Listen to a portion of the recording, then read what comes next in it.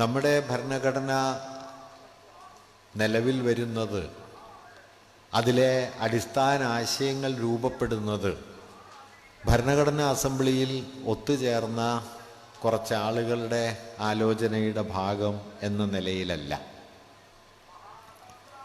അങ്ങനെ സാങ്കേതികമായി നിയമജ്ഞരായ ഒരു കൂട്ടം ആളുകൾ കൂടിയിരുന്ന് ആലോചിച്ച് രൂപപ്പെടുത്തിയെടുത്ത ഒരു സംവിധാനമോ ഒരു നിയമരൂപമോ ആയിട്ടല്ല ഭരണഘടനയെ നാം മനസ്സിലാക്കേണ്ടത്. ഒരുപക്ഷെ അതിൽ കൗതുകം തോന്നാവുന്ന ഒരു കാര്യം, 1946 ഡിസംബർ 9 മുതൽ 49 നവംബർ 26 വരെ ഏതാണ്ട് 3 വർഷക്കാലത്തോളം നീണ്ട ആലോചനകളിലൂടെയാണ് ഇന്ത്യൻ ഭരണഘടനയ്ക്ക് ഭരണഘടനാ അസംബ്ലി രൂപം നൽകിയത്.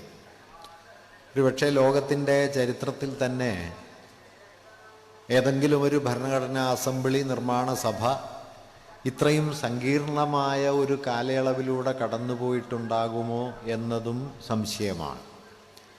46 ഡിസംബർ 9 ഭരണഘടനാ അസംബ്ലി സമ്മേളിക്കുന്ന സമയത്ത് ഉണ്ടായിരുന്ന സ്ഥിതിവിശേഷങ്ങളൊന്നുമല്ല 49 നവംബർ 26 അത് പൂർത്തിയാകുമ്പോൾ ഉള്ളത്. അതിനിടയിൽ ഇന്ത്യ സ്വതന്ത്രമായി എന്ന് മാത്രമല്ല, ഇന്ത്യയെന്നും പാകിസ്ഥാനെന്നും 2 രാജ്യങ്ങളായി ഇന്ത്യ വിഭജിക്കപ്പെട്ടു. ലോകത്തിൻ്റെ ചരിത്രത്തിലെ തന്നെ ഏറ്റവും രക്തരൂക്ഷിതമായ കലാപങ്ങൾക്ക് അത് കാരണമായി. 2 കോടിയോളം ആളുകൾ അഭയാർത്ഥികളായി തീർന്നു. ചുരുങ്ങിയത് 20 ലക്ഷം പേരെങ്കിലും ആ കലാപങ്ങളിൽ കൊല ചെയ്യപ്പെട്ടു. ഡൽഹിയും ഉത്തരേന്ത്യയും മുഴുവൻ കലാപപൂരിതമായി തീർന്നു. സ്വതന്ത്ര ഇന്ത്യയുടെ രാഷ്ട്രപിതാവായി നാം ആദരിച്ചു പോരുന്ന മഹാത്മാഗാന്ധി വധിക്കപ്പെട്ടു. ഇതിനെല്ലാം നടുവിലാണ് നമ്മുടെ ഭരണഘടനാ അസംബ്ലി സമ്മേളിച്ചത്. 46 ഡിസംബർ 9 ഭരണഘടനാ അസംബ്ലി സമ്മേളിക്കുമ്പോൾ അതിലംഗങ്ങളായിരുന്ന 100-ലധികം ആളുകൾ വിഭജനത്തെ തുടർന്ന് നമ്മുടെ ഭരണഘടനാ അസംബ്ലിയിലെ അംഗങ്ങളല്ലാതായി. അതിൽ പ്രധാനപ്പെട്ട ചിലരെ, അംബേദ്കർ അടക്കമുള്ള ആളുകളെ മറ്റിടങ്ങളിൽ നിന്ന് തെരഞ്ഞെടുത്ത് ഭരണഘടനാ അസംബ്ലിയുടെ ഭാഗമാക്കി മാറ്റിക്കൊണ്ടാണ് ഭരണഘടനാ അസംബ്ലി തുടർന്ന് മുമ്പോട്ട് പോയത്. അംബേദ്കർ ആദ്യം തിരഞ്ഞെടുക്കപ്പെട്ടിരുന്നത് കിഴക്കൻ ബംഗാളിൽ നിന്നാണ്. വിഭജനത്തെ തുടർന്ന് ആ പ്രദേശം പാകിസ്ഥാൻ്റെ ഭാഗമായതോടെ അംബേദ്കർ ഭരണഘടനാ അസംബ്ലി അംഗമല്ലാതായി. പിന്നീട് അദ്ദേഹത്തെ ബോംബെയിൽ നിന്ന് വീണ്ടും തിരഞ്ഞെടുത്തതിനെ തുടർന്നാണ് ഭരണഘടനാ നിർമ്മാണ സഭയുടെ അംഗത്വത്തിലേക്ക് അദ്ദേഹം മടങ്ങി വന്നത്. ഇങ്ങനെ അത്യന്തം കലാപകലുഷിതവും രക്തരൂക്ഷിതവും വലിയ വർഗീയ ലഹളകളുടെ നടുവിൽ അരങ്ങേറിയതും ഒക്കെയായ ഒന്നായിരുന്നു നമ്മുടെ ഭരണഘടനാ നിർമ്മാണം. എങ്കിലും അത്രയും സങ്കീർണമായ ഒരു കാലയളവിലൂടെയാണ് അത് രൂപപ്പെട്ടതെങ്കിലും ആ കാലയളവിനെ സ്വാധീനിക്കാവുന്ന മതപരമോ വിഭാഗീയമോ ആയ ആശയങ്ങൾക്കും താല്പര്യങ്ങൾക്കും നമ്മുടെ ഭരണഘടനാ സംവിധാനത്തിൽ ഒരു ഇടവും കിട്ടരുത് എന്ന കാര്യത്തിൽ അത്യന്തം ജാഗ്രത പുലർത്തിക്കൊണ്ടാണ് വാസ്തവത്തിൽ നമ്മുടെ ഭരണഘടന നിലവിൽ വന്നത്. ഇപ്പം സമീപ ദിവസം അവസാനിച്ച RSSൻ്റെ അഖിലേന്ത്യാ പ്രതിനിധി സഭാ സമ്മേളനത്തിന് ശേഷം അവരുടെ സെക്രട്ടറി നടത്തിയ പത്രസമ്മേളനങ്ങളിൽ ഒന്നിൽ പരാമർശിച്ച കാര്യം ഇന്നലെ ഹിന്ദു ദിനപത്രം റിപ്പോർട്ട് ചെയ്തിരുന്നു. അതിൽ അദ്ദേഹം പറയുന്ന പ്രധാനപ്പെട്ട കാര്യം, മൈനോറിറ്റി എന്ന ആശയം ഭരണഘടനയിൽ നിലനിൽക്കുന്നത് ഇന്ത്യയുടെ ഉദ്ഗ്രഥനത്തിന് തടസ്സമാണ്. അത് പരിഹരിക്കപ്പെടേണ്ടതാണ്, അതിനുള്ള ശ്രമം നടക്കേണ്ടതാണ് എന്നാണ്. വാസ്തവത്തിൽ നമ്മുടെ ജനാധിപത്യത്തെക്കുറിച്ച് ഭരണഘടന മുമ്പോട്ട് വെച്ച ഏറ്റവും പ്രധാനപ്പെട്ട ഒരു കാര്യം, നമ്മുടെ ജനാധിപത്യം കേവലമായ ഭൂരിപക്ഷബോധത്തിൽ അധിഷ്ഠിതമായ ഒന്നല്ല എന്നതാണ്. ഇത് വളരെ പ്രധാനപ്പെട്ട ഒരു കാര്യമാണ്. ഭൂരിപക്ഷ ഹിതത്തിൻ്റെ നടപ്പാക്കൽ മാത്രമായി ജനാധിപത്യത്തെ കണ്ടാൽ ആണ് വ്യത്യസ്തതകളെ സംരക്ഷിച്ചുകൊണ്ട് ജനാധിപത്യത്തിൻ്റെ മൂല്യങ്ങളെ നിലനിർത്താൻ കഴിയുക എന്നതാണ്. അതുകൊണ്ട് മെജോറിറ്റേറിയനിസം എന്ന് വിളിക്കുന്ന, ഭൂരിപക്ഷവാദം എന്ന് വിളിക്കുന്ന ഒന്നിനെ ഭരണഘടനയുടെയും ഭരണനിർവഹണത്തിൻ്റെയും ഉള്ളിൽ കടന്നു കയറാൻ അനുവദിക്കാതെ ഭൂരിപക്ഷവാദത്തിനപ്പുറം ഒരു സമൂഹത്തിലെ എല്ലാ വിഭാഗങ്ങൾക്കും അവരവരുടേതായ ഇടമുറപ്പാക്കുന്ന മട്ടിൽ സമൂഹത്തെ സംഘടിപ്പിക്കുക, ഭരണനിർവഹണ സംവിധാനങ്ങളെ ഒരുക്കിയെടുക്കുക എന്നത് രണ്ടാം ലോക യുദ്ധാനന്തരം രൂപപ്പെട്ട ആധുനിക ജനാധിപത്യ രാജ്യങ്ങളുടെ പ്രധാനപ്പെട്ട ഉത്കണ്ഠകളിലൊന്നായിരുന്നു. ഇന്ത്യയെ സംബന്ധിച്ചാകട്ടെ ഇത് കൂടുതൽ സവിശേഷമായ സ്വഭാവമുള്ള ഒന്നായിരുന്നു. കാരണം ലോകത്തെ അതിപ്രബലമായ ഒരു ജനാധിപത്യ സമൂഹമായി തീരുമ്പോൾ തന്നെ ലോകത്തെ ഏറ്റവും വ്യത്യസ്തതകൾ വലിയ തോതിൽ തിങ്ങി നിറഞ്ഞ ഒരു ജനവിഭാഗമായിട്ടാണ് ഇന്ത്യക്കാർ നിലവിൽ വന്നത്. മുഴുവൻ ഇന്ത്യക്കാരെയും ഒരു രാഷ്ട്രമെന്ന നിലയിൽ കൂട്ടിയിണക്കാൻ പോന്നതായി യാതൊരു ഘടകവും ഇവിടെ ഇല്ല എന്നതാണ് വാസ്തവം. അത് ഭാഷയായിട്ടോ മതമായിട്ടോ ജാതിയായിട്ടോ സംസ്കാരമായിട്ടോ എന്നു തുടങ്ങി നരവംശപരമായ ഘടകങ്ങളെ വരെ പരിഗണിച്ചാൽ ഇന്ത്യ മുഴുവൻ ഇന്ത്യക്കാർക്കും ബാധകമായ യാതൊന്നും അതിലില്ല. ഒരേ ഭാഷക്കാരല്ല, ഒരേ സംസ്കാരം പങ്കുവയ്ക്കുന്നവരല്ല, ഒരേ ഭക്ഷണ രീതിയോ വസ്ത്രധാരണമോ ജീവിത രീതിയോ മതമോ ഒന്നും മുഴുവൻ ഇന്ത്യക്കാർക്കും ബാധകമല്ല. ലോകത്തെ പ്രധാനപ്പെട്ട നരവംശ വിഭാഗങ്ങളൊക്കെ ഏറിയും കുറഞ്ഞും ഇന്ത്യയിലുണ്ട്. അങ്ങനെ വ്യത്യസ്തതകളുടെ വലിയൊരു കൂടിച്ചേർന്ന് നിൽക്കലാണ് ഇന്ത്യ എന്നിരിക്കെ എങ്ങനെയാണ് ഇതിനെ ഒരു ജനാധിപത്യ സംവിധാനത്തിൽ ഉൾപ്പെടുത്തുക എന്നത് വളരെ പ്രധാനപ്പെട്ട ആലോചനാ വിഷയമായി തീരുകയും ആ ആലോചന ഇന്ത്യ എന്ന രാഷ്ട്ര സംവിധാനത്തിൻ്റെ ആണിക്കല്ലായി മാറിത്തീരുകയും ചെയ്തു. നമ്മുടെ ഭരണഘടനയുടെ 1-ാം അനുച്ഛേദം ആരംഭിക്കുന്നത് നമുക്കൊക്കെ അറിയുന്നത് പോലെ ഇന്ത്യ അഥവാ ഭാരതം സംസ്ഥാനങ്ങളുടെ ഒരു യൂണിയനാണ് എന്ന് പ്രഖ്യാപിച്ചുകൊണ്ടാണ്. India that is Bharat shall be a union of states എന്ന് പറഞ്ഞുകൊണ്ടാണ്. സംസ്ഥാനങ്ങളുടെ യൂണിയനായിട്ടാണ് ഇന്ത്യ നിലനിൽക്കുക എന്ന് കരുതുന്നതിൻ്റെ ഭരണഘടന അതിൻ്റെ ആദ്യ വാക്യമായി പ്രഖ്യാപിക്കുന്നതിൻ്റെ താല്പര്യം എന്തെന്ന് വെച്ചാൽ അത് വ്യത്യസ്തതകളെയും വൈവിധ്യങ്ങളെയും നിലനിർത്തിക്കൊണ്ടും ആ വ്യത്യസ്തതകൾക്കുള്ളിൽ രാഷ്ട്രീയമായ ഒരു ഇച്ഛ കൊണ്ട് രൂപപ്പെടുന്ന ഐക്യത്തെ രാഷ്ട്രത്തിൻ്റെ അടിസ്ഥാനമാക്കി മാറ്റിക്കൊണ്ടുമാണ് ഇന്ത്യ നിലനിൽക്കുക എന്നാണ്. ഒരു ഭാഗത്തത് വ്യത്യസ്തതകളെ അംഗീകരിക്കുന്നു, മറുഭാഗത്ത് ഈ വ്യത്യസ്തതകൾ നിലനിൽക്കെ തന്നെ തങ്ങളുടെ രാഷ്ട്രീയമായ ഇച്ഛ കൊണ്ട് ഒരുമിച്ച് നിൽക്കാൻ തീരുമാനിച്ച ഒരു ജനതയുടെ ഏകോപിതമായ നിലനിൽപ്പായി രാഷ്ട്രം മാറിത്തീരുകയും ചെയ്യുന്നു. അങ്ങനെ വ്യത്യസ്തതയെയും ആ വ്യത്യസ്തതകൾക്കുള്ളിലെ ഐക്യഭാവനയെയും കൂട്ടിയിണക്കിക്കൊണ്ടാണ് ഭരണഘടന അതിൻ്റെ 1-ാമത്തെ അനുച്ഛേദത്തിന് തന്നെ രൂപം നൽകിയിട്ടുള്ളത്. ഭരണഘടന അംഗീകരിക്കപ്പെട്ടത് 1949 നവംബർ 26-നാണ്. അതിന് തൊട്ടു പിന്നാലെ RSSന്റെ മുഖപത്രമായിട്ടുള്ള ഓർഗനൈസർ ഭരണഘടനയ്ക്കെതിരെ പലതരം വിമർശനങ്ങൾ ഉന്നയിക്കുകയുണ്ടായി. 1946-49 നവംബർ 29-നും 30-നുമായി എഴുതിയ മുഖപ്രസംഗങ്ങളിൽ ഓർഗനൈസർ ഉന്നയിച്ച പ്രധാനപ്പെട്ട 2-3 വിമർശനങ്ങൾ, ഒന്ന്, ഇന്ത്യയുടെ ഭരണഘടന ചിരപുരാതനമായ ഇന്ത്യൻ ഭരണഘടനാ മൂല്യങ്ങളെ അല്പം പോലും ഉൾക്കൊണ്ടിട്ടില്ല എന്നതാണ്. ലോകം മുഴുവൻ ആദരിക്കുന്ന ഭരണഘടനാ തത്വങ്ങൾ ഇന്ത്യയിലുണ്ടെന്നും അവയെയൊന്നും ഉൾക്കൊള്ളാത്ത പാശ്ചാത്യമായ ഭരണഘടനാ സങ്കല്പങ്ങളുടെ പകർപ്പാണ് ഇന്ത്യൻ ഭരണഘടന എന്നുമാണ് ഉന്നയിക്കപ്പെട്ട ഒരു വിമർശനം. രണ്ടാമത്തെ ഒരു വിമർശനം ഗോൾവൾക്കർ പിന്നീട് ലേഖനമായി തന്നെ എഴുതിയതിൽ അദ്ദേഹം സൂചിപ്പിച്ചത് ഭരണഘടനയുടെ 1-ാമത്തെ അനുച്ഛേദം തന്നെ വിഭജനത്തിൻ്റെ വിത്താണ് എന്നാണ്. അതാണ് കഴിഞ്ഞ ദിവസം RSSന്റെ അഖിലേന്ത്യാ സെക്രട്ടറിമാരിൽ ഒരാൾ അദ്ദേഹത്തിൻ്റെ പ്രസംഗത്തിലൂടെ പത്രസമ്മേളനത്തിലൂടെ സൂചിപ്പിച്ച കാര്യം. ന്യൂനപക്ഷം എന്ന സങ്കല്പങ്ങളെ, വ്യത്യസ്തതകൾ എന്ന സങ്കല്പങ്ങളെ ഇല്ലാതാക്കണം എന്ന ആശയം. വാസ്തവത്തിൽ ഇതിൽ ആദ്യം പറഞ്ഞ വിമർശനം ഒട്ടൊക്കെ സാധുവാണ്. കാരണം ചിരപുരാതനമായ ഭാരതീയ ഭരണഘടനാ സങ്കല്പം എന്ന് അവർ കരുതുന്നത് മുഖ്യമായിട്ടും മനുസ്മൃതി മുമ്പോട്ട് വച്ച ദർശനങ്ങളെയാണ്. അത് ആ മുഖപ്രസംഗം എടുത്തു പറയുകയും ചെയ്യുന്നുണ്ട്. മനുസ്മൃതി മുമ്പോട്ട് വച്ച രാഷ്ട്രസങ്കല്പം എന്നത് ബ്രാഹ്മണ്യത്തിലും ജാതിബന്ധങ്ങളിലും വർണ്ണാശ്രമധർമ്മങ്ങളിലും അധിഷ്ഠിതമായതും ജാതിധർമ്മത്തെ ആയിട്ടാണ് നമ്മുടെ ഭരണഘടന നിലവിൽ വന്നത്. ഇന്ന് ഇന്ത്യയിലെ ഏറ്റവും പ്രഗത്ഭനായ ഭരണഘടനാ പണ്ഡിതന്മാരിൽ ഒരാളായ ഗൗതം ഭാട്ടിയ ഭരണഘടനയെക്കുറിച്ച് എഴുതിയ ഏറ്റവും പ്രഗത്ഭമായ ഒരു ഗ്രന്ഥത്തിൽ ട്രാൻസ്ഫോർമേറ്റീവ് കോൺസ്റ്റിറ്റ്യൂഷൻ എന്ന അദ്ദേഹത്തിൻ്റെ ഗ്രന്ഥത്തിൽ സൂചിപ്പിക്കുന്ന ഒരു കാര്യം, കോളനി അധികാരികളിൽ നിന്ന് ഒരു സ്വതന്ത്ര രാഷ്ട്രത്തിന് ഭരണം കൈമാറി കിട്ടുമ്പോൾ ആ ഭരണത്തിൻ്റെ സംവിധാനങ്ങളും ചട്ടക്കൂടുകളും ക്രമങ്ങളും എന്തായിരിക്കണം എന്ന് നിർവചിക്കുക മാത്രമല്ല ഇന്ത്യൻ ഭരണഘടന ചെയ്യുന്നത്.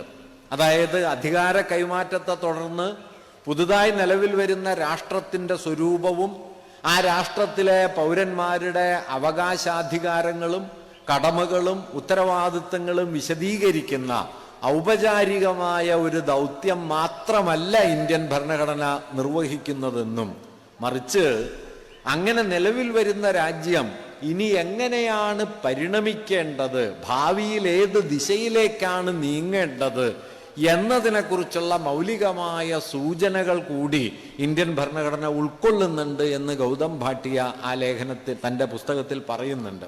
അതിലേറ്റവും പ്രധാനപ്പെട്ട തെളിവായി അദ്ദേഹം സൂചിപ്പിക്കുന്ന ഒരു കാര്യം ഐത്തത്തെ കുറ്റകരമാക്കിക്കൊണ്ട് കുറ്റകൃത്യമായി പ്രഖ്യാപിക്കുന്ന ഭരണഘടനാ വകുപ്പുകളാണ്. സാധാരണ നിലയിൽ ഭരണഘടനയുടെ ആലോചനാ പരിസരത്ത് വരുന്ന കാര്യങ്ങളല്ല കുറ്റകൃത്യങ്ങളെയും മറ്റും കുറിച്ചുള്ള ആശയങ്ങൾ.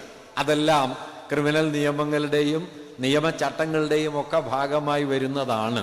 പക്ഷെ ഇന്ത്യയെ സംബന്ധിച്ച് അയിത്തം പോലുള്ള ജാതീയമായ സാമൂഹ്യ വിവേചനങ്ങളുടെ സുദീർഘമായ ആക്റ്റിൽ നിന്നും അതുപോലെ കാനഡയുടെയും അമേരിക്കയുടെയും ഒക്കെ ഭരണഘടനകളിൽ നിന്നും വലിയ തോതിൽ കടമെടുക്കപ്പെട്ട ആശയങ്ങളാണ് ഇന്ത്യയിലേത്, ഇന്ത്യൻ ഭരണഘടനയുടേത്. അത് സ്വതന്ത്ര സ്വഭാവമുള്ള ഒന്നല്ല എന്ന വിമർശനമൊക്കെ അക്കാലത്ത് ഉയർന്നിരുന്നു. അംബേദ്കർ ആ കാര്യത്തെക്കുറിച്ചുള്ള ആലോചനകളിൽ ഇതേക്കുറിച്ച് പ്രതിപാദിക്കുന്നുണ്ട്. അദ്ദേഹം പറഞ്ഞ ഒരു കാര്യം, സഹജമായി ഒരു ജനാധിപത്യ സമൂഹമാകാൻ കെൽപ്പുള്ള ഒന്നല്ല ഇന്ത്യ. കാരണം 2.5-3 സഹസ്രാബ്ദങ്ങളെങ്കിലും ജാതീയമായ വിവേചനത്തിന് സ്വാഭാവികമായി മനുഷ്യർ തുല്യരാണ് എന്ന ആശയത്തെ ഉൾക്കൊള്ളാൻ പ്രയാസമുണ്ടാവും. അതുകൊണ്ട് ഭരണഘടനാ മൂല്യങ്ങളെ ഭരണനിർവഹണത്തിൻ്റെ എല്ലാ തലങ്ങളിലും ഉറപ്പിച്ചെടുക്കാൻ കഴിഞ്ഞില്ലെങ്കിൽ ഭരണഘടന നിലനിൽക്കെ തന്നെ ഭരണഘടനാ മൂല്യങ്ങൾ അട്ടിമറിക്കപ്പെടുന്ന സ്ഥിതി ഉണ്ടാകും എന്ന് അദ്ദേഹം അക്കാലത്ത് തന്നെ സൂചിപ്പിക്കുന്നുണ്ട്. വാസ്തവത്തിൽ ഇത് തടയുന്നതിനാവശ്യമായ ചില ക്രമീകരണങ്ങൾ ഭരണഘടനയ്ക്കുള്ളിൽ തന്നെ ഉണ്ടാകണം എന്ന് അദ്ദേഹം ആഗ്രഹിക്കുകയും ചെയ്തിരുന്നു. ഇന്ത്യയിലെ ജനാധിപത്യം നേരിടാനിരിക്കുന്ന ഭീമാകാരമായ വെല്ലുവിളിയെക്കുറിച്ച് അംബേദ്കർ അക്കാലത്ത് സൂചിപ്പിച്ച ഒരു കാര്യം, ഇന്ത്യൻ ജനാധിപത്യത്തിൽ പൊളിറ്റിക്കൽ മെജോറിറ്റി എന്ന ആശയത്തെ കമ്മ്യൂണൽ മെജോറിറ്റി കൊണ്ട് അട്ടിമറിക്കാനുള്ള എല്ലാ സാധ്യതയും നിലനിൽക്കുന്നുണ്ട് എന്നതാണ്. രാഷ്ട്രീയ ഭൂരിപക്ഷത്തെ വർഗീയ ഭൂരിപക്ഷം കൊണ്ട് പകരം വയ്ക്കാനും അട്ടിമറിക്കാനുമുള്ള സാധ്യത ഒരു സമൂഹം എന്ന നിലയ്ക്ക് ഇന്ത്യ നിലനിർത്തുന്നുണ്ട്. രാഷ്ട്രീയ ഭൂരിപക്ഷം എന്ന് പറയുന്നത് നിങ്ങൾ ഭരണത്തെയും സാമൂഹ്യ ജീവിതത്തെയും അതിൻ്റെ സംഘാടനത്തെയും കുറിച്ച് ഒരു തത്വം അവതരിപ്പിക്കുകയും അത് ജനങ്ങൾക്ക് മുമ്പാകെ വിശദീകരിക്കുകയും ജനങ്ങളുടെ പിന്തുണ നേടിയെടുത്തുകൊണ്ട് നിങ്ങൾ ഭരണാധികാരത്തിലേക്ക് എത്തിച്ചേരുകയും ചെയ്യുന്ന പ്രക്രിയയാണ് രാഷ്ട്രീയ ഭൂരിപക്ഷം എന്ന് പറയുന്നത്.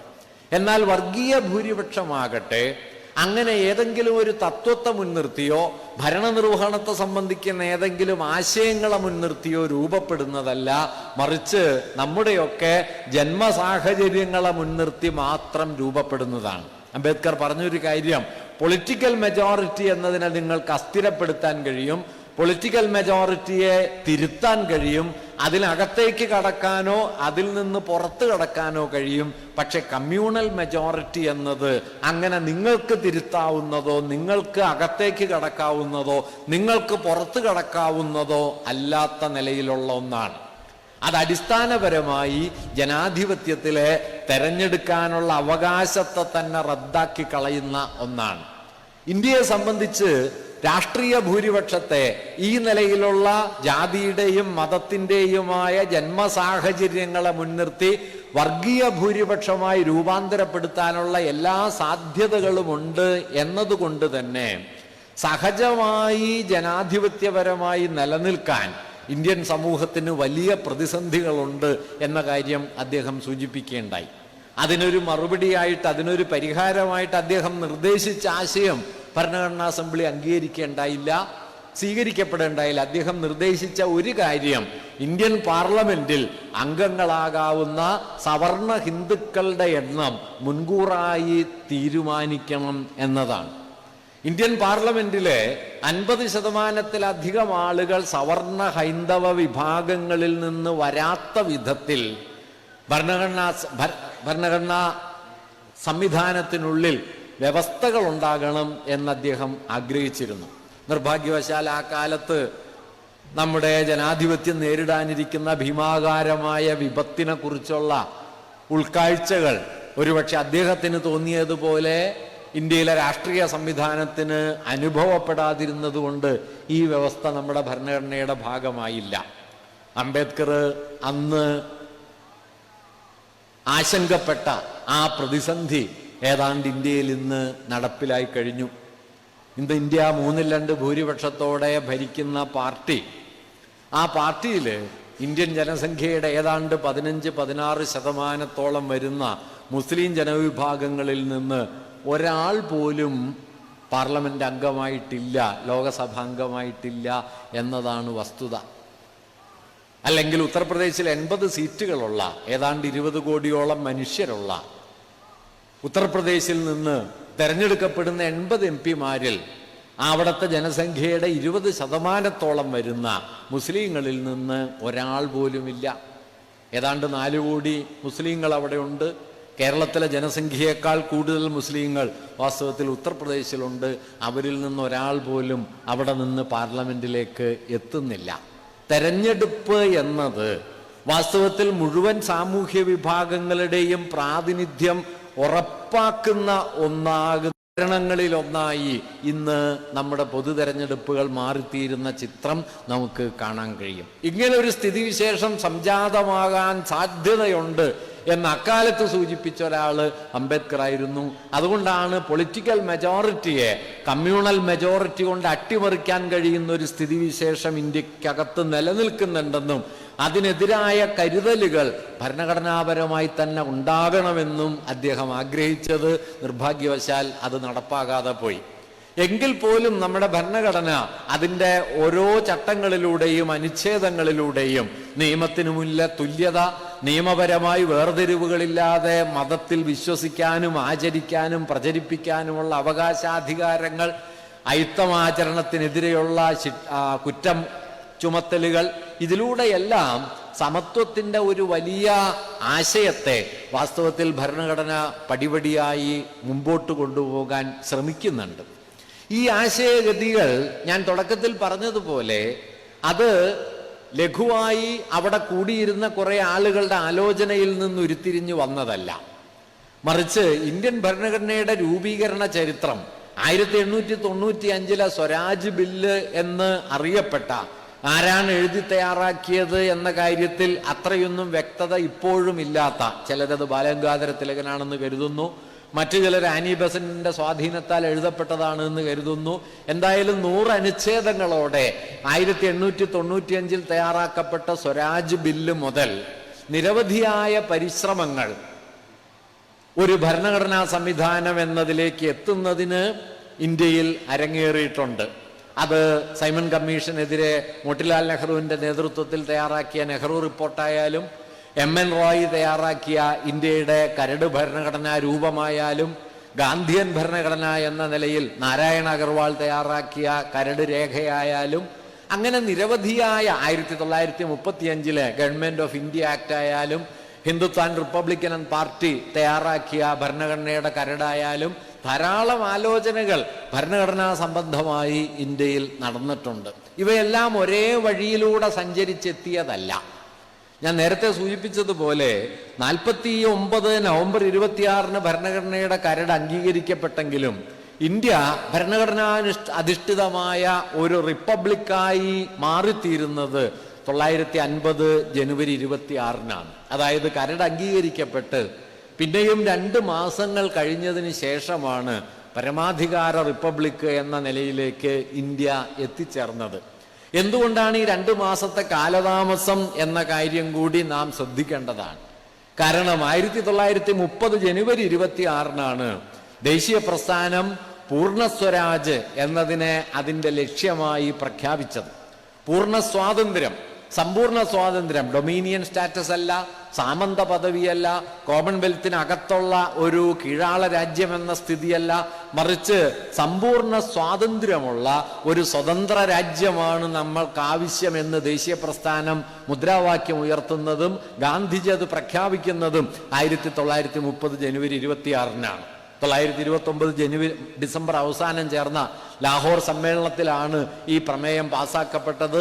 അത് ഔപചാരികമായി പ്രഖ്യാപിക്കപ്പെട്ടതിൻ്റെ 20-ാം വാർഷിക ദിനത്തിലാണ് ഇന്ത്യ റിപ്പബ്ലിക്കായി മാറിത്തീർന്നത്. ഞാൻ പറഞ്ഞു വരുന്ന കാര്യം എന്താണെന്ന് വെച്ച് കഴിഞ്ഞാൽ, ഇന്ത്യൻ ദേശീയ പ്രസ്ഥാനത്തിൻ്റെ ചരിത്രത്തിലെ സവിശേഷമായ ഒരു കാഴ്ചപ്പാടിൻ്റെ തുടർച്ച നമ്മുടെ ഭരണഘടനാ സങ്കല്പത്തിലുണ്ട് എന്നതാണ്. അതെന്തെന്ന് വെച്ചാൽ 19-ാം നൂറ്റാണ്ടിൻ്റെ അവസാനം ദേശീയത എന്ന ആശയവും ദേശീയ പ്രസ്ഥാനവും പതിയെ പതിയെ ഇന്ത്യയിൽ വേരുപിടിച്ചു വരുന്ന കാലം മുതൽക്ക് തന്നെ ഈ രാജ്യത്തിൻ്റെ ദേശീയതാ ഭാവനയുടെ അടിസ്ഥാനമായി മതത്തെ വിഭാവനം ചെയ്യുന്ന ശക്തമായ ഒരു ധാര നിലനിന്നിരുന്നു. ഗാന്ധിജിക്ക് മുമ്പ് ഇന്ത്യ കണ്ട ഏറ്റവും വലിയ ദേശീയ പ്രക്ഷോഭകാരി എന്നോ സ്വാതന്ത്ര്യ സമര നേതാവെന്നോ ഒക്കെ വിളിക്കാവുന്ന ബാലഗംഗാധര തിലകൻ അദ്ദേഹത്തിൻ്റെ എല്ലാ തരത്തിലുള്ള സ്വാതന്ത്ര്യ സമരത്തിൻ്റെ നേതൃപാടവം നിലനിൽക്കെ തന്നെ അടിസ്ഥാനപരമായി ഒരു മതരാഷ്ട്ര യുക്തിയാണ് ഉയർത്തിക്കൊണ്ടിരുന്നത്.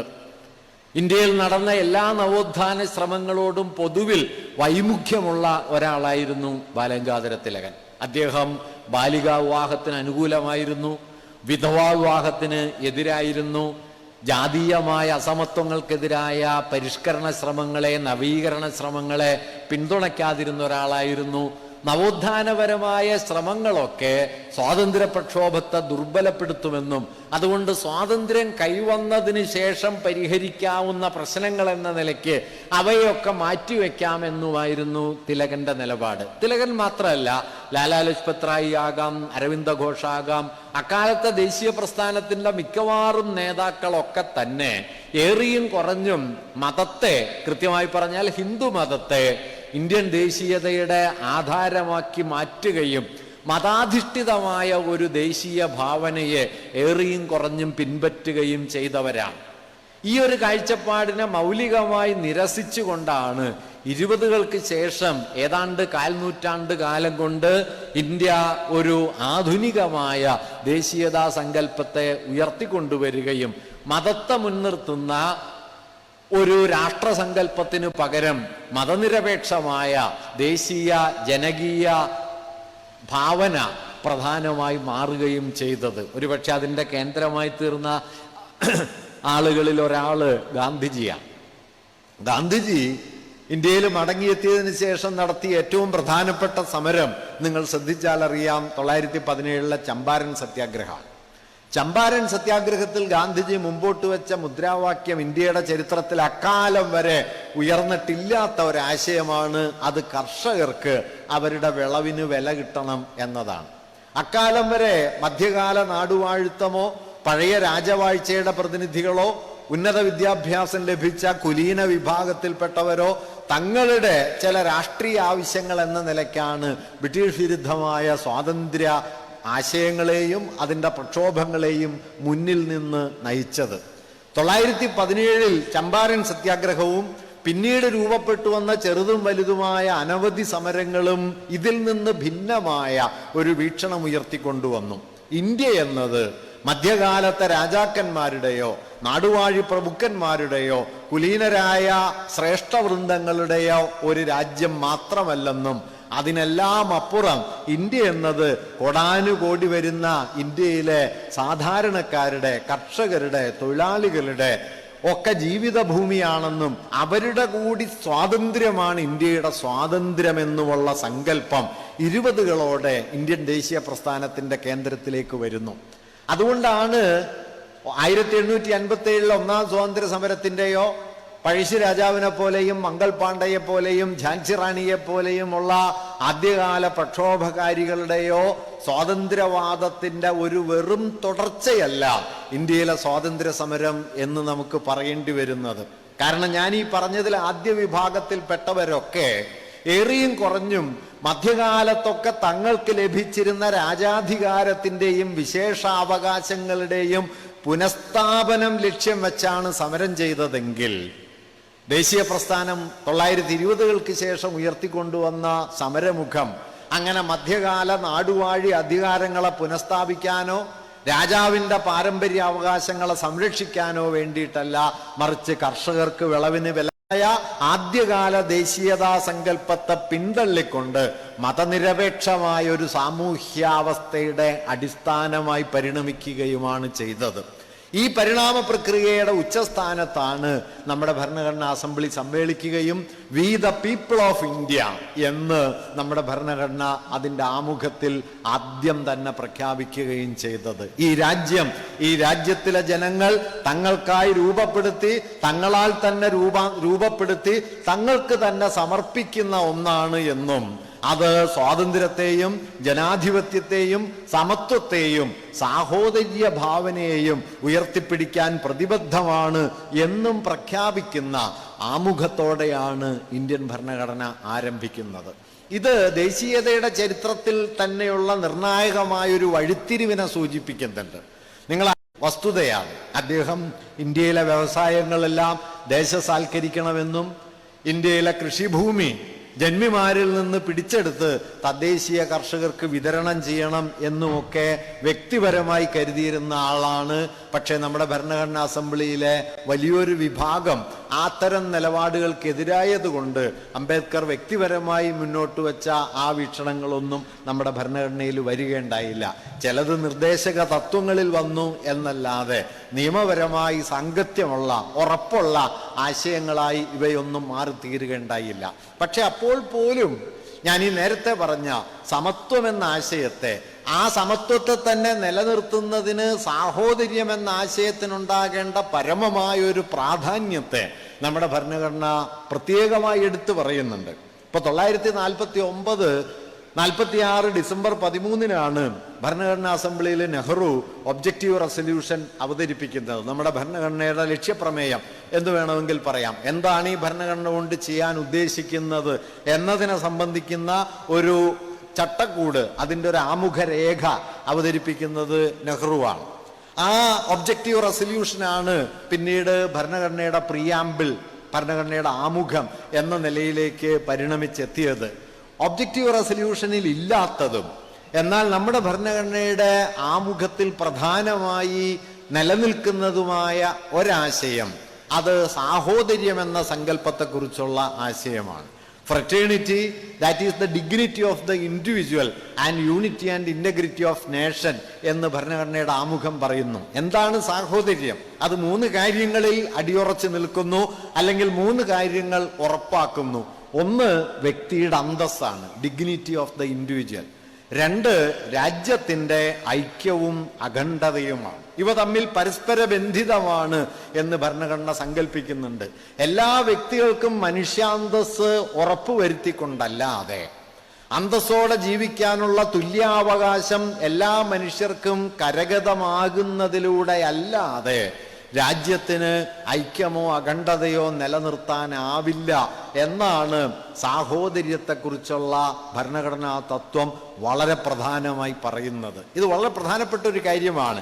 സാഹോദര്യം എന്ന വാക്ക് മിക്കവാറും ആലങ്കാരികമായി ആവർത്തിച്ച് അർത്ഥം തേഞ്ഞുപോയ ഒരു വാക്കായിട്ടാണ് നാം മനസ്സിലാക്കി വരുന്നതെങ്കിലും വാസ്തവത്തിൽ ഇന്ത്യൻ ഭരണഘടന അതിൻ്റെ നീതി ദർശനത്തിൻ്റെ, സമത്വ ദർശനത്തിൻ്റെ കാതലായി ഉറപ്പിക്കാൻ ശ്രമിച്ചിട്ടുള്ളത് ഈ സാഹോദര്യ ഭാവനയാണ്. എന്താണ് സാഹോദര്യം? ലളിതമായി പറഞ്ഞാൽ തനിക്ക് തുല്യമായ ജീവിതാവകാശം മറ്റുള്ളവർക്കെല്ലാം ഉണ്ട് എന്ന് ഓരോരുത്തരും അംഗീകരിക്കുന്നതിൻ്റെ പേരാണ് സാഹോദര്യം എന്നത്.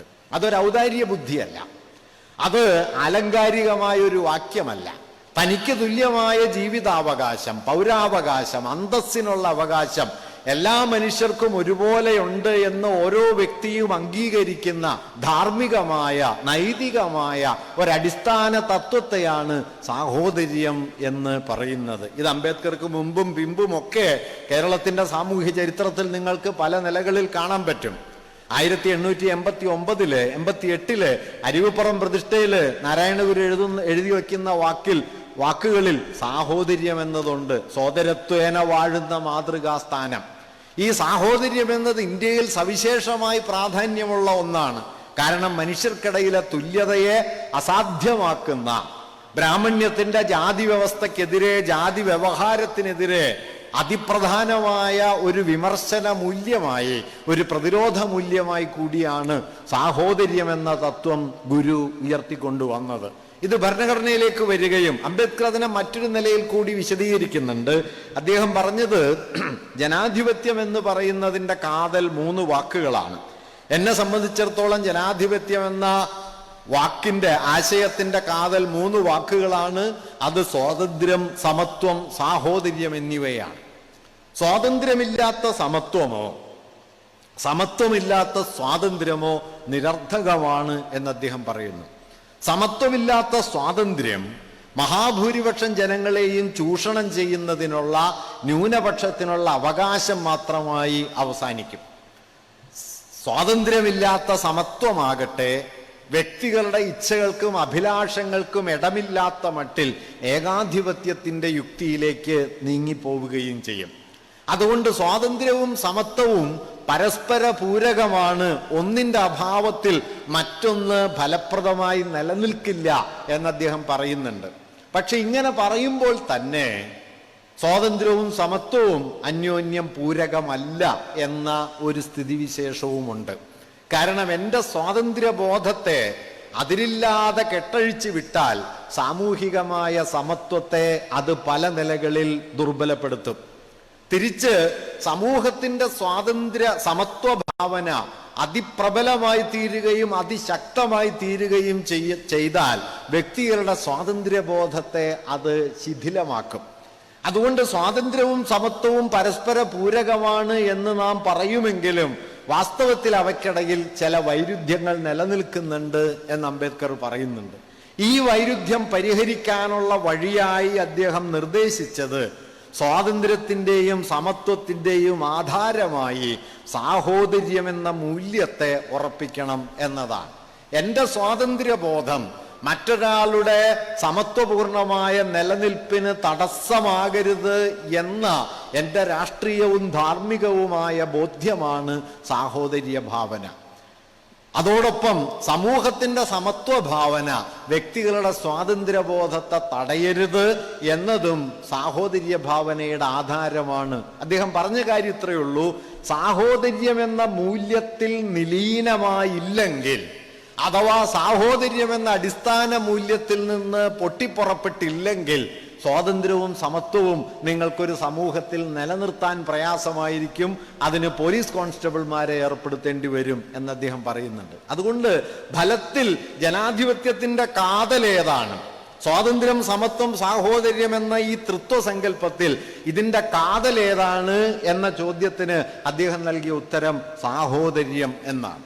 ഈ സാഹോദര്യം എന്ന ആശയത്തെ തൻ്റെ ജീവിതത്തിന്റെ അവസാന ഘട്ടത്തിൽ 1953 ശേഷമുള്ള നെഹ്റു മന്ത്രിസഭയിൽ നിന്ന് രാജിവെച്ചതിന് ശേഷമുള്ള കാലത്ത് ഈ സാഹോദര്യം എന്ന ആശയത്തെ മൈത്രി എന്ന ഇന്ത്യൻ പാരമ്പര്യത്തിൽ വേറുള്ള ബൗദ്ധമായ മൂല്യത്തിലേക്ക് അദ്ദേഹം എത്തിക്കുകയും ബൗദ്ധമായ ഒരാശയ പ്രപഞ്ചം സാഹോദര്യവുമായി ബന്ധപ്പെടുത്തി വികസിപ്പിക്കുകയും ചെയ്തു. ഞാൻ പറഞ്ഞു വന്നത്, ഭരണഘടന എന്നത് വാസ്തവത്തിൽ നിയമങ്ങളുടെയും ചട്ടങ്ങളുടെയും വകുപ്പുകളുടെയും അല്ലെങ്കിൽ അഭിഭാഷകരുടെയും ന്യായാധിപന്മാരുടെയും അധ്യാപകരുടെയും നിയമവിദ്യാർത്ഥികളുടെയും ഒരു സാങ്കേതികമായ ജ്ഞാനമേഖല എന്നതിനപ്പുറം ആധുനികമായ രാഷ്ട്രത്തിൻ്റെ സ്വത്വം എന്താകണം എന്ന് വിശദീകരിക്കാൻ ശ്രമിച്ച പരമപ്രധാനമായ ഒരു ജൈവിക രേഖയാണ്. ഒരു ലീഗൽ ഡോക്യുമെന്റ് എന്നതിനപ്പുറം, ഒരു നിയമപ്രമാണം എന്നതിനപ്പുറം ഒരു ജൈവരേഖയായി ഈ രാഷ്ട്രത്തിന്റെ അടിസ്ഥാന സ്വഭാവത്തെ വിശദീകരിക്കാൻ ശ്രമിച്ച ഒരു ജൈവരേഖയായി ഭരണഘടന നിലനിൽക്കുന്നു എന്നർത്ഥം. അതിൻ്റെ കാതൽ ഞാൻ ഈ നേരത്തെ പറഞ്ഞതുപോലെ സാഹോദര്യം എന്ന തത്വവും ആ തത്വത്തിൽ നിന്ന് മാത്രം ഒരു സമൂഹത്തിന് കൈവരിക്കാൻ കഴിയുന്ന സമത്വഭാവനയുമാണ്.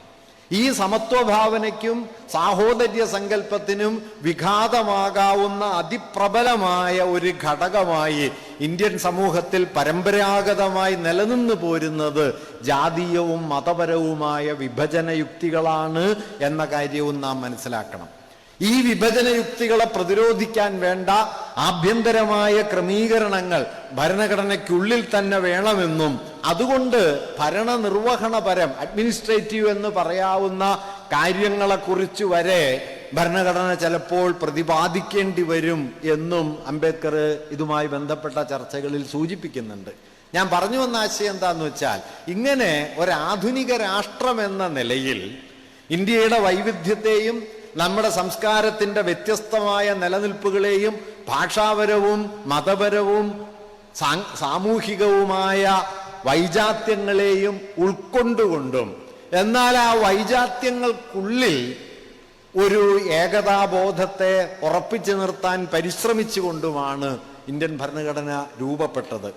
ഭരണഘടനാ അസംബ്ലിയിൽ ഇന്ത്യ എന്ന പേരിനെ കുറിച്ച് ചർച്ച നടക്കുന്ന സമയത്ത് 1949 സെപ്റ്റംബർ മാസത്തിലാണ് 17ഉം 18ഉം തീയതികളിലാണ് ഈ രാജ്യത്തിന്റെ പേരെന്താകണം എന്നതിനെക്കുറിച്ച് ഭരണഘടനാ അസംബ്ലി വിശദമായി ചർച്ച ചെയ്യുന്നത്. അരമണിക്കൂർ കൊണ്ട് തീർപ്പാക്കാവുന്ന ഒരു കാര്യം എന്ന് പറഞ്ഞാണ് അംബേദ്കർ ഈ വിഷയം അവതരിപ്പിക്കുന്നതെങ്കിലും ഏതാണ്ട് 1.5 ദിവസത്തോളം ഈ ചർച്ച മുമ്പോട്ട് പോവുകയുണ്ടായി. ഭാരതം എന്ന പേര് നിർദ്ദേശിക്കപ്പെട്ടു, ഭാരതവർഷം എന്ന പേര്, അഖണ്ഡ ഭാരതം എന്ന പേര്, ഇങ്ങനെ ഹിന്ദുസ്ഥാൻ എന്ന പേര്, പല പേരുകൾ നിർദ്ദേശിക്കപ്പെടുകയുണ്ടായി.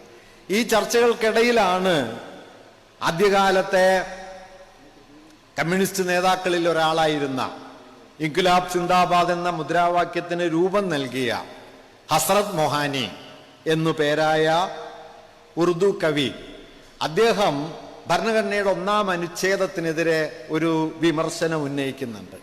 യൂണിയൻ ഓഫ് സ്റ്റേറ്റ്സ് എന്ന ആശയം വാസ്തവത്തിൽ ദേശീയ പ്രസ്ഥാനം ഉയർത്തിക്കൊണ്ടുവന്ന രാഷ്ട്രസങ്കല്പത്തിനെതിരാണ് എന്നും ഫെഡറേഷൻ ഓഫ് റിപ്പബ്ലിക്സ് എന്നാണ് യഥാർത്ഥത്തിൽ വേണ്ടത് എന്നും ഫെഡറലിസത്തിന് ഒത്തുപോകുന്നത് ഫെഡറേഷൻ ഓഫ് റിപ്പബ്ലിക്സ് എന്ന പ്രയോഗമാണ്, യൂണിയൻ ഓഫ് സ്റ്റേറ്റ്സ് എന്ന് അല്ല എന്നും ഹസ്രത് മൊഹാനി അപ്പോൾ വാദിക്കുന്നുണ്ട്.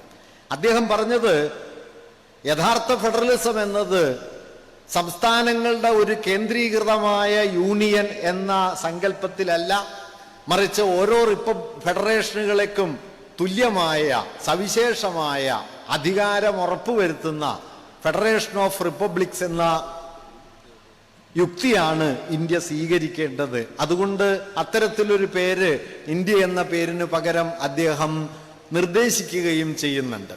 ഈ സന്ദർഭത്തിൽ ഇടപെട്ടുകൊണ്ട് അംബേദ്കർ സൂചിപ്പിച്ചൊരു കാര്യം, വേറിട്ട് പോകാനുള്ള അവകാശം വരെ ഉറപ്പാക്കിക്കൊണ്ട് ഇന്ത്യയിൽ ഫെഡറലിസത്തെ നിലനിർത്താൻ ശ്രമിച്ചാൽ വാസ്തവത്തിൽ വൈജാത്യങ്ങളെ സംരക്ഷിക്കുക, വ്യത്യസ്തതകളെ സംരക്ഷിക്കുക എന്നതിനപ്പുറത്തേക്ക് തമ്മിൽ പോരടിക്കുന്ന വിഭാഗങ്ങളായി ഇന്ത്യൻ സാമൂഹ്യ വിഭാഗങ്ങൾ ചെതറിപ്പോകാനുള്ള സാധ്യതയുണ്ട് എന്നാണ്.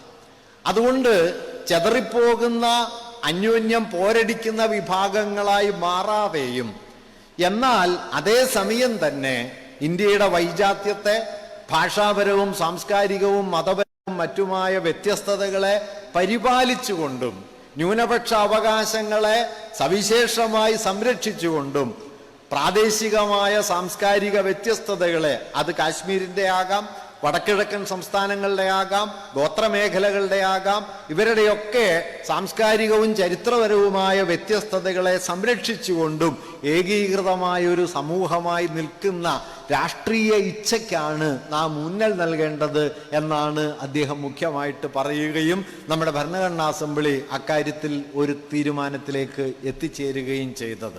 അതുകൊണ്ട് വ്യത്യാസങ്ങളെ നിലനിർത്തിക്കൊണ്ടും ആ വ്യത്യസ്തതകളെ പക്ഷെ ഒരു വിഭജന യുക്തിയാക്കി മാറ്റാൻ അനുവദിക്കാതെയും സമതുലിതമായ ഒരു വീക്ഷണത്തിലേക്ക് എത്തിച്ചേരാൻ പറ്റണമെന്നതായിരുന്നു ഭരണഘടനാ അസംബ്ലിയുടെയും ഭരണഘടനയുടെയും വിശാലമായ താല്പര്യം.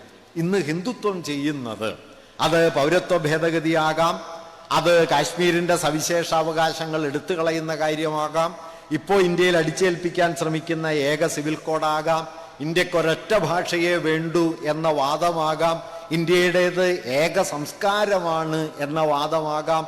ഇതിലെല്ലാം ഉള്ളടങ്ങിയിരിക്കുന്നത് വ്യത്യസ്തതകൾക്ക് മുകളിലേക്ക് ഏകതയുടെ പേരിൽ ഒരൊറ്റ വീക്ഷണത്തെ അടിച്ചേൽപ്പിക്കുന്ന ഏകാധിപത്യപരമായ പ്രവണതയാണ്. നമ്മുടെ ഭരണഘടന എന്തിനെയാണോ ചെറുക്കാൻ ശ്രമിച്ചത്, ഏത് തരത്തിലുള്ള അമിതാധികാരപരമായ കേന്ദ്രീകരണത്തെയാണോ ചെറുക്കാൻ ശ്രമിച്ചത്, ആ കേന്ദ്രീകരണത്തെ ഏകതയുടെ മറപറ്റി നിന്ന് ഇന്ത്യൻ ജനതയ്ക്ക് മേൽ അടിച്ചേൽപ്പിക്കാനുള്ള ശ്രമമാണ് ഇപ്പൊ നടക്കുന്നത്.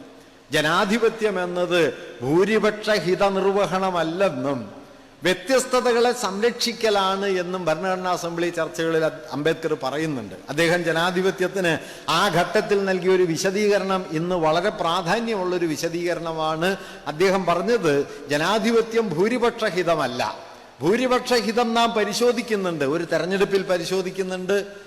ആ ഭൂരിപക്ഷം ലഭിക്കുന്ന ആള് ജയിക്കുന്നുണ്ട്, ഭൂരിപക്ഷം വരുന്ന അംഗങ്ങൾ ഉൾപ്പെട്ട പാർട്ടി അധികാരത്തിലെത്തുന്നുണ്ട്. അത് ജനാധിപത്യത്തിന്റെ ഒരു പ്രയോഗ രീതിയാണ്. ജനാധിപത്യത്തിന്റെ കാതലായ തത്വം അതായിക്കൂടാ. അങ്ങനെ ആയാൽ ഫാഷിസത്തിലേക്ക് ജനാധിപത്യത്തിൽ നിന്ന് വളരെ എളുപ്പം ഒരു വഴി തുറന്നു കിട്ടും. നാം മറന്നുകൂടാത്തൊരു കാര്യം, മുസോളിനിക്ക് ഫാസിസ്റ്റ് ജർമ്മനിയിൽ ഭൂരിപക്ഷം ഉണ്ടായിരുന്നു, ഹിറ്റ്ലർക്ക് നാസി ജർമ്മനിയിൽ ഭൂരിപക്ഷം ഉണ്ടായിരുന്നു, വലിയ പിന്തുണയുണ്ടായിരുന്നു. ആ പിന്തുണയ്ക്ക് പുറത്ത് തന്നെയാണ്, ഭൂരിപക്ഷ അംഗീകാരത്തോടെയാണ് ഫാഷിസം വിജയത്തിലെത്തിയത്. അതുകൊണ്ട് കേവല ഭൂരിപക്ഷമാണ് ജനാധിപത്യം എന്ന വാദത്തെ നാം അടിപിടി നിരസിച്ചേ പറ്റൂ. അംബേദ്കർ അതിനെ സംബന്ധിച്ച് സൂചിപ്പിച്ചൊരാശയം ഇതാണ്: വ്യത്യസ്തരായിരിക്കാനും ആ വ്യത്യസ്തതയുടെ പേരിൽ വേട്ടയാടപ്പെടാതിരിക്കാനുമുള്ള ഒരാളുടെ അവകാശത്തിന്റെ പേരാണ് ജനാധിപത്യം. 100ൽ 90 പേർ ഒരു നിലപാടെടുക്കുമ്പോൾ അതിൽ നിന്ന് വ്യത്യസ്തമായ നിലപാടെടുക്കാൻ 10 ആളുകൾക്ക് കഴിയണമെന്ന് മാത്രമല്ല, ആ 10 പേരുടെ വ്യത്യസ്താഭിപ്രായങ്ങളെ സംരക്ഷിക്കാൻ ആ സമൂഹത്തിനും കഴിയണം. അതുകൊണ്ട് വ്യത്യസ്തതകളെ ഇല്ലാതാക്കലല്ല, വ്യത്യസ്തതകളെ പരിപാലിക്കാനും സംരക്ഷിക്കാനുമുള്ളൊരു സമൂഹത്തിന്റെ ആഭ്യന്തര ബലത്തിലാണ് ജനാധിപത്യം നിലനിൽക്കുന്നത്. ഇന്നാകട്ടെ വ്യത്യസ്തതകളെ നിർമാർജനം ചെയ്ത് വ്യത്യസ്തത എന്നത് കുറ്റകൃത്യമായി തീരുന്ന, വ്യത്യസ്തത എന്നത് രാജ്യദ്രോഹമായി തീരുന്ന, ഭിന്നാഭിപ്രായങ്ങൾ സാമൂഹ്യ വിരുദ്ധതയാണ് എന്ന് പ്രഖ്യാപിക്കുന്ന അമിതാധികാരപരമായ ഏകതയുടെ മറപറ്റിയെത്തുന്ന ഫാഷിസത്തിന്റെ യുക്തിയാണ് ഇന്ന് ഭരണഘടനയുടെ അടിസ്ഥാന മൂല്യങ്ങളെ അട്ടിമറിച്ചുകൊണ്ട് നമ്മുടെ രാഷ്ട്രീയ അന്തരീക്ഷത്തിൽ ഉയർന്നു വരുന്നത്. അതിനുള്ള നാനാതരത്തിലുള്ള നിയമനിർമ്മാണങ്ങൾ നടക്കുന്നു. ഞാൻ തുടക്കത്തിൽ പറഞ്ഞതുപോലെ ഈ വിഷയം ആലോചിക്കുന്ന സമയത്ത് പൗരത്വ നിയമ ഭേദഗതിയുടെ ചട്ടങ്ങൾ വിജ്ഞാപനം ചെയ്യപ്പെട്ടിട്ടില്ലായിരുന്നുവെങ്കിൽ ഇന്ന് ആ ചട്ടങ്ങൾ വിജ്ഞാപനം ചെയ്യപ്പെട്ടിരിക്കുന്നു. ഞാൻ അതിൻ്റെ വിശദാംശങ്ങളിലേക്ക് കടക്കാതെ ഒരു കാര്യം പറയാം. ഒരാധുനിക ഭരണകൂടവും ജനാധിപത്യ സമൂഹവും പൗരത്വത്തിന്റെ ആധാരമായി മതത്തെ പരിഗണിക്കുന്നില്ല. മതത്തെ നിങ്ങൾ പൗരത്വത്തിന്റെ ആധാരമായി പരിഗണിക്കുന്നു എന്നതിൻ്റെ ഏറ്റവും ലളിതമായ അർത്ഥം നിങ്ങളൊരു മതരാഷ്ട്രത്തിലേക്ക് ചുവടുവെക്കുന്നു എന്നതാണ്. അഫ്ഗാനിസ്ഥാനിൽ നിന്നോ പാകിസ്ഥാനിൽ നിന്നോ നേപ്പാളിൽ നിന്നോ ഭൂട്ടാനിൽ നിന്നോ ബംഗ്ലാദേശിൽ നിന്നോ ഒക്കെ ഇന്ത്യയിലേക്ക് വരുന്ന ഹിന്ദുക്കൾക്കും ക്രിസ്ത്യാനികൾക്കും സിഖുകാർക്കും ജൈനന്മാർക്കും ഒക്കെ പൗരത്വം നൽകുമെന്നും മുസ്ലിങ്ങൾക്ക് പൗരത്വം നൽകില്ല എന്നും പറയുക വഴി പൗരത്വത്തിന്റെ അടിസ്ഥാന യുക്തിയിലേക്ക് മതമെന്ന ഘടകത്തെ കൂട്ടിയിണക്കുകയാണ് ഈ ഭരണകൂടം ചെയ്തിട്ടുള്ളത്. അത് മതരാഷ്ട്രത്തിന്റെ അടിസ്ഥാന യുക്തിയാണ്. ദേശീയ സ്വാതന്ത്ര്യ സമരത്തിന്റെ കാലത്തും ഞാൻ നേരത്തെ പറഞ്ഞ ഭരണഘടനാ അസംബ്ലി സമ്മേളിക്കുന്ന കാലത്തും ഇന്ത്യയിൽ നിന്ന് പാകിസ്ഥാനിലേക്ക് പോയി അവിടെ നിന്ന് തിരിച്ച് ഇന്ത്യയിലേക്ക് വന്നവർക്ക് പൗരത്വം നൽകണമോ വേണ്ടയോ എന്നതൊരു തർക്ക വിഷയമായി വരുന്നുണ്ട്. ഇന്ത്യയിൽ നിന്ന് വിഭജനത്തിന് തൊട്ടു മുമ്പായി പാകിസ്ഥാനിലേക്ക് പോവുകയും പിന്നീട് അവിടുത്തെ അന്തരീക്ഷത്തിൽ തൃപ്തി വരാതെ തിരിച്ചു വരികയും ചെയ്യുന്ന ആളുകൾക്ക് പൗരത്വം നൽകണമോ നൽകിക്കൂടാ എന്ന വാദഗതി ശക്തമായി ഉന്നയിക്കപ്പെട്ട സമയത്ത് അതിനെ നിരസിച്ചുകൊണ്ട് തള്ളിക്കളഞ്ഞുകൊണ്ട് ഒരു നിശ്ചിത തീയതിക്കുള്ളിൽ ഇന്ത്യയിലേക്ക് തിരിച്ചെത്തിയ മുഴുവൻ ആളുകൾക്കും പൗരത്വം നൽകണം എന്ന നിലപാടാണ് ഭരണഘടനാ അസംബ്ലി സ്വീകരിച്ചത്. പിന്നീട് നമ്മുടെ 1955 പൗരത്വ നിയമമായി തീർന്നതും അതാണ്. എപ്പോഴാണ് ഒരു രാജ്യത്തിന്റെ പൗരത്വ സങ്കല്പത്തിന്റെ ആധാരത്തിലേക്ക് മതം കടന്നു വരുന്നത്, അപ്പോൾ ഒന്നാമതായി സംഭവിക്കുന്നത് രാഷ്ട്രം മതരാഷ്ട്രമായി തീരുന്നു എന്നതാണ്. ഇങ്ങനെ മതരാഷ്ട്രത്തിന്റെ യുക്തിയിലേക്ക് നമ്മുടെ രാജ്യത്തെ കൂടുതലായി അടുപ്പിക്കുന്ന, രാജ്യത്തിന്റെ ജനാധിപത്യപരമായ ഉള്ളടക്കത്തെ അകമേ തകർക്കുന്ന, അതിൻ്റെ വൈവിധ്യങ്ങളെയും വ്യത്യസ്തതകളെയും ഇല്ലാതാക്കുന്ന അമിതാധികാരപരമായ ഒരു ഏകതാഭാവം, വാസ്തവത്തിൽ ഫാഷിസ്റ്റ് പ്രകൃതമുള്ള ഏകാധിപത്യം, ഏകതയുടെ മറപറ്റി വന്നെത്തുന്ന ഒരു കാലത്താണ് നാം ഇപ്പോൾ നിലനിൽക്കുന്നത്. ഇതിനെതിരായ വലിയ ചെറുത്തുനിൽപ്പ് വാസ്തവത്തിൽ ഈ രാജ്യത്തിൻ്റെ തുടർച്ചയെ സംബന്ധിച്ച് ഏറ്റവും പ്രാഥമികമായ ഒരു കാര്യമാണ്. ആ ചെറുത്തുനിൽപ്പ് ഏറ്റെടുക്കാനും അതിനെ മുമ്പോട്ട് കൊണ്ടുപോകാനും നമുക്ക് എത്രത്തോളമാണോ കഴിയുക അത്രത്തോളമാണ് ഒരു ജനാധിപത്യ രാജ്യം എന്ന നിലയ്ക്ക് ഇന്ത്യ നിലനിൽക്കുക എന്ന കാര്യമാണ് ഒരുപക്ഷെ ഈ വർത്തമാന സന്ദർഭം നമ്മോട് ഏറ്റവും കൂടുതലായി പറയാൻ ശ്രമിക്കുന്നത്. ആ ചെറുത്തുനിൽപ്പിന്റെ വേദിയായി, അതിനുള്ള സന്ദർഭമായി തെരഞ്ഞെടുപ്പുകളെയും ഇനി അങ്ങോട്ടുള്ള പൗരാവകാശ സമരങ്ങളെയും ഉയർത്തിക്കൊണ്ടുവരാൻ നമുക്കൊക്കെ കഴിയേണ്ടതുണ്ട്. അതിനുള്ള പ്രേരണയായി ഈ ആലോചനകളെ ഉപയോഗപ്പെടുത്തണം എന്ന് അഭ്യർത്ഥിക്കുന്നു.